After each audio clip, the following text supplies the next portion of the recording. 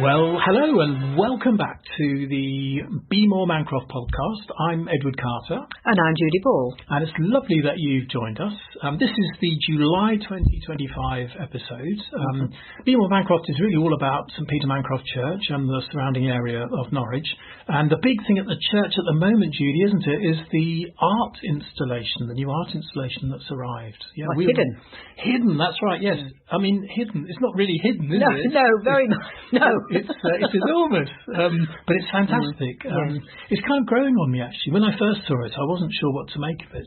I don't know about you. No, neither was I. No. Neither was I. But I've spent quite a bit of time in church the last week or so. It's been in church for a few days.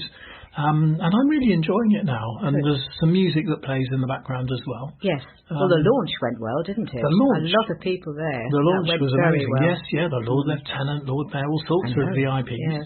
And almost more VIP than them were some of the youngsters who came along as well, who'd been involved. And the talks that they gave, which were brief. Yes.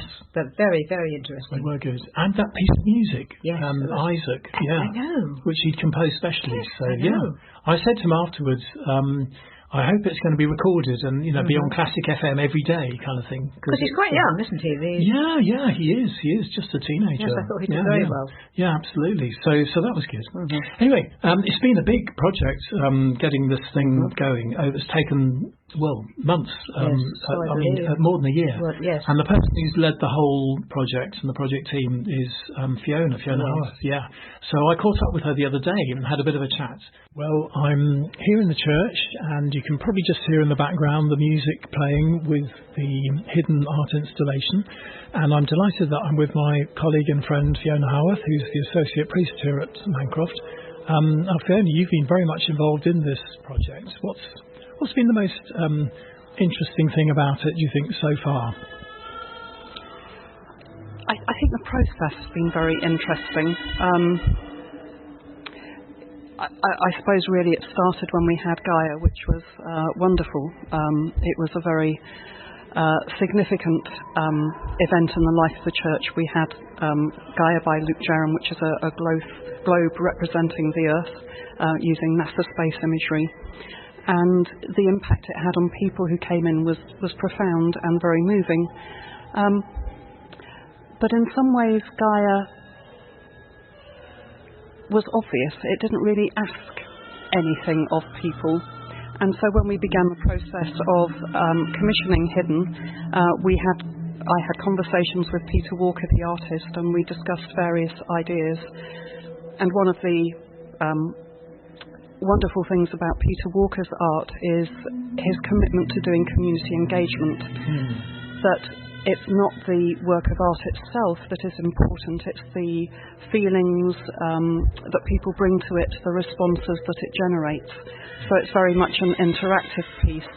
And although Hidden has only been in church for a week, it has inspired an awful lot of engagement prior to its arrival. We've had an engagement pack which has been used in schools and community groups.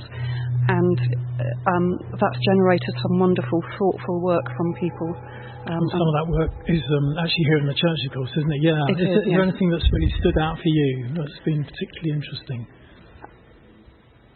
It's hard to pick anything out, really. I think the invitation to members of the congregation to write stories and poems and produce their own artwork has been really inspiring. We've had 2 beautiful and thought-provoking masks submitted that people in the congregation have made. We've had some lovely stories as well. But from the community engagement projects, I think the envelopes that have been made in nursing homes and schools that have messages inside that we've promised not to look at has been really good. And the masks that have been made by members of the Matthew Project with University of the Arts students are also really very striking. Brilliant. Yes, I had a go at making an envelope. There are special instructions, and it's okay actually. Someone helped me showing how one of the folds work. But I reckon everyone who comes to church and enjoys Hidden probably ought to have a go at an envelope at some point. I think so. Some people get it really quickly, and other people really struggle. And I think it depends how good you are following visual instructions. Yeah. It's great to know that the project didn't just begin a few days ago, but it's actually had weeks, months actually of preparation and all that engagement. Is there anything that's been perhaps a bit unexpected or surprising about any of that?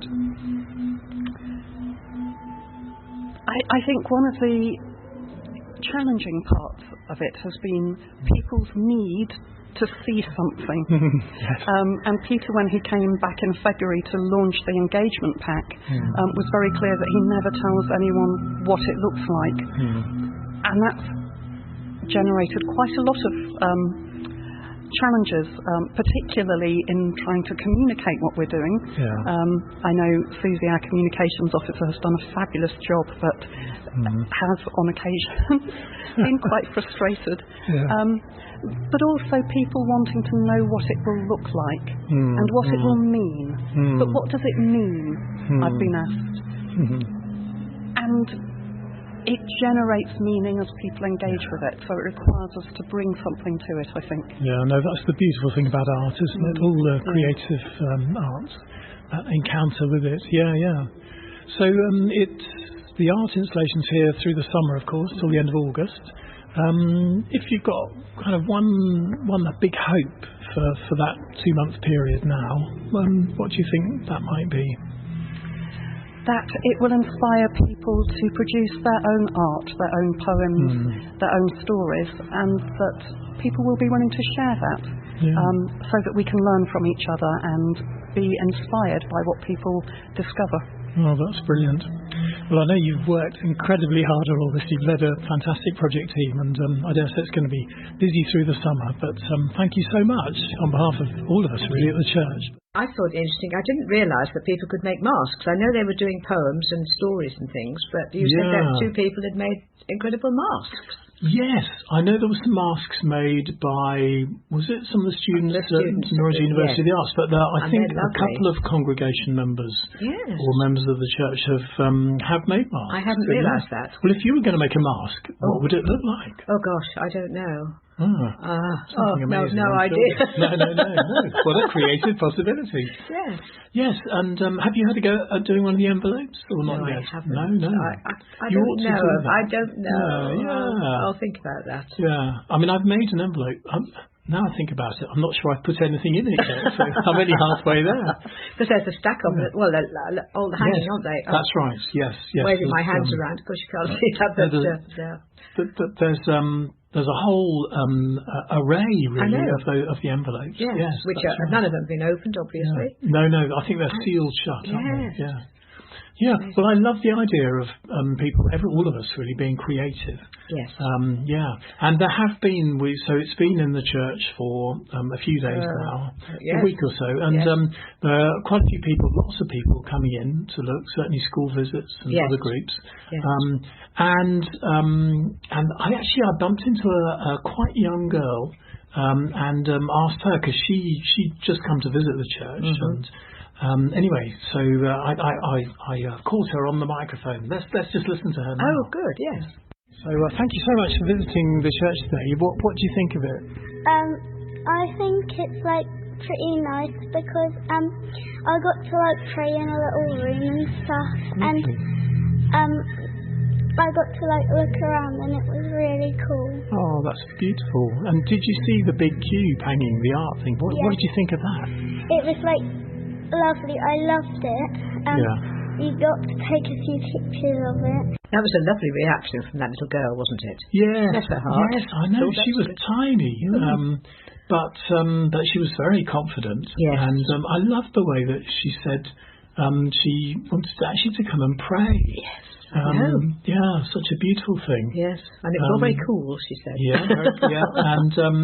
And then really liking the artwork as well. Yes, she thought the cube was great. Yeah. And I've noticed quite a lot of children actually coming right up to the front and going right underneath. Oh, have they? Yeah. Yes. It's funny, isn't it? When we grow up, we get all a bit kind of cynical about the world, and we think we know everything. Yes. And but when we're young, there's that sense of wonder about everything. I must admit, I haven't seen it at night, and apparently that's quite impressive when the lights show through the panels of the. That's right. Yes. I've seen some photos, and there was one evening when I think. I was locking up very late, and it was very striking, And there is a plan. I think we've been open for one evening, and I think there's a plan for some evenings through the summer to open late. Yes, and haven't you left the glass doors? Yes, that's right. Yes, so people can still see it, even though the church is not open. Yep. So if you're out on Millennium Plain, I mean, you're probably out down Prince of Wales, aren't you, Julie, nice and late. And if you're coming home after a good night on the town, and you happen to be walking across Millennium Plain, you can just pause and have a look through the glass doors. Lovely. And enjoy it. Yeah. Good. Well, look, Be More Mancroft is certainly partly about the church, and it's exciting to have this big art project. Yes. But the idea of our podcast was always to include some stuff about the city as well. Yes. And there is, part of the city is called the Mancroft part. Even like the elections for the city council, there's the Mancroft ward. Yes, that's true. So it's good to remember that Be More Mancroft doesn't just have to be about the church. And I was out just near the church, just in the city a few days ago, and chatting with various people. And I asked one young lad just about Norwich. So, let's listen to him now. Okay. Well, I'm the vicar of the church that's literally behind us, and just wondering what you most like about Norwich. I've been here for a couple of years. I moved here, I think 3-4 years ago, and I found that one of the big things I really like is the number of independent stores. It's quite a vibrant place. There's lots going on. It feels very safe. It's a nice place to be. I enjoy walking around, seeing diversity of people, stuff around. I think it's just it's a lot going on, but also very relaxed at the same time. So that's awesome. I find it very nice to Oh, thanks ever so much. That was a bit of a windy afternoon when I was chatting with him on Hay Hill. He was a lovely young chap. He was, and he covered a lot. I mean, he said the city's very vibrant, what it is, and also diversity of people, and the independent stores, which of course there are still a few left. There are lots. The lanes and all of that. Oh yes, it's lovely around there. Yes, I think he covered that very well, really. Yes. I mean, the stores, one of the ones I know, probably know, I love my board games, so I always head for the board game stores. Yes. But the one of the famous ones is Thorns, of course, hardware store, which is like, people often say like an Aladdin's cave. It's wonderful. Yeah. But there used to be another one. Oh, right. Called Leech's. Leech's? Yes, and it used to be in St Stephen's. When St Stephen's was very, very narrow, and lots of stores and shops there, and Leech's was a very, very well-known hardware place as well. Yeah. So, I mean, St Stephen's is a great big wide street now. So how long ago, when did that happen? Oh, gosh, I don't know whether it was the 60s or the 70s. Right. But it all changed. Before I ever came to Norwich. I remember the stores, and I remember the co-op. So how narrow was St Stephen's? Very narrow. How can I describe it? More like Theatre Street, I suppose. Okay, but you could just get a car down it, perhaps, or? Oh yes. It was narrow. So Leech's, that was a bit like Thorns, was it? Yes, and that was about halfway up, and it was quite big. Not as big as Thorns, right? But it had a lot of stuff, from kitchenware, all sorts. All sorts of things. I do just remember on the top corner of St Stephen's, by the roundabout, the big co-op, which isn't there anymore, of course. No. Well, my mum she had a divvy, as they called it. 7103, I can still remember the number. Oh, fantastic. And those dividends were paid out about every 6 months. And I used to get sent. I had to, obviously they must have written to her, she had some sort of voucher or something, I don't remember what, but I had to take it to the co-op because every 6 months they paid out this dividends. And we went down into a sort of basement, and there were all these ladies sitting at trestle tables with basins with all the different denominations of coins. What, basins full of coins? Yes. Amazing. I'm paying out these coins to people for their dividends. Yeah, that was, So you ended up with a pocket full of coins. Yes, which I had to take home to Mum. Oh, of course. Yeah. But yes, I remember that very well. Gosh, yes. I mean, my memory of the co-op is probably in the early 90s, and it was a huge, great store. and very few people in there, I'm afraid. You know, it was beginning to struggle, I'm afraid. I'm talking about the late 40s. Oh, right, okay, yes. So very long time ago, yes. Fantastic. Well, there are a lot of amazing stores in Norwich. Yes, there are. And it is one of the lovely things about I'm just sorry some of them have gone. Well, some are gone, but then sometimes there are new ones as well. Oh, yes. And the market. Yes. Yeah. Maybe in another episode of our podcast, we'll have to really talk about the market. Yeah, love the market. Yeah. Well, now, St. Peter Mancroft. Have you been asked recently who was St. Peter Mancroft? No, I haven't been asked recently. No, okay. No, I think I was the other day. Were you? I was very tempted to think of some crazy. What can we think of? So what can you think of? Who could St. Peter Mancroft have been? Well, I mentioned about loving board games. Yes. Perhaps he was the person who invented Monopoly, do you think, or Cluedo? Oh my goodness! No, actually, I mean, he wasn't, because other people did that. But yes. Perhaps he did love board games. Yeah, perhaps he's the patron saint of board games. Patron saint of board games. I think I'm going to tell the next person who asks me that St. Peter Mancroft is the patron saint of board games. Yeah. Well, what do you reckon? Have you got any crazy ideas? I think that would. No, I like that one. Yeah. Okay.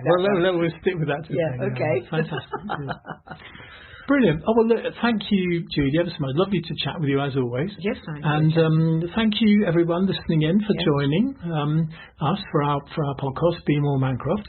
We're hoping to do regular episodes, certainly one a month is the kind of plan. And we hope you'll join us for the next one. Yes. Let's hope so.